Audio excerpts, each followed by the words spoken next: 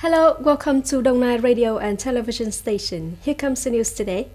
According to Đồng Nai Industrial Zones Authority, by the beginning of August 2020, 150 out of 207 enterprises affected by the COVID-19 pandemic have recorded their production, accounting for about 73%. As a result, nearly 24,100 out of 32,800 employees who had to stop working and postpone their labor contracts due to the pandemic were returned to work. Among the enterprises affected by the pandemic, 61 enterprises have to suspend production for a while. Up to now, there have been 30 enterprises operating again, accounting for nearly 50%. In addition, 62 enterprises affected by the pandemic have recovered their production and said they will recruit new workers in the last month of 2020 with nearly 12,000 employees.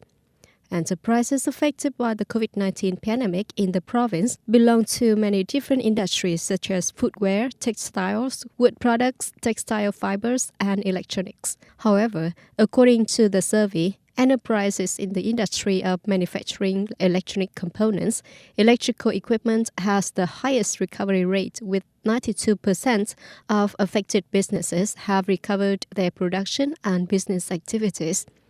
Next, the footwear manufacturing industry with a rate of 76% of affected enterprises recovered. The wood furniture manufacturing industry with a rate of 74% affected in Đồng Nai has recovered. Other groups of industries had a recovery in production and business with a rate of over 69%. In order to continue implementing measures to prevent COVID-19 pandemic in the new situation, the Women's Union of Biên Hòa City launched the application of Blue Zone.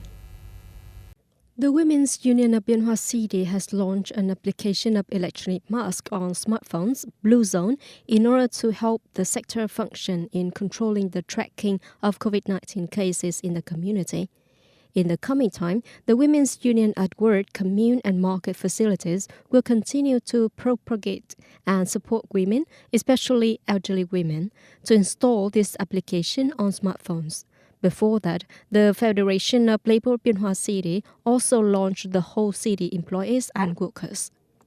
Ambassador Trần Đức Bình, head of the Vietnam's delegation to ASEAN, yesterday chaired the online meeting of the ASEAN Connectivity Coordinating Committee, ACCC, with other dialogue partners. At the meeting, the partner countries highly appreciated the positive progress in implementing the ASEAN Connectivity Master Plan 2025, MPAC 2025.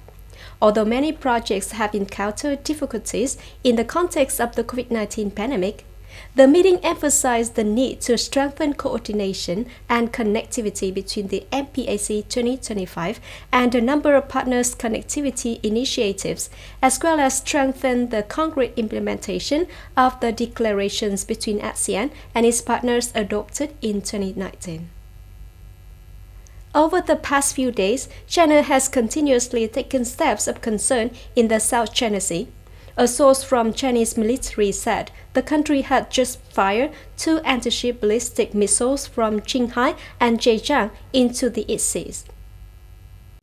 China Daily Morning quoted a source familiar with Chinese military as saying that yesterday morning, China launched 2 missiles, one of which was Bubble, the carrier killer, into the South China Sea, thereby sending a clear warning to the U.S.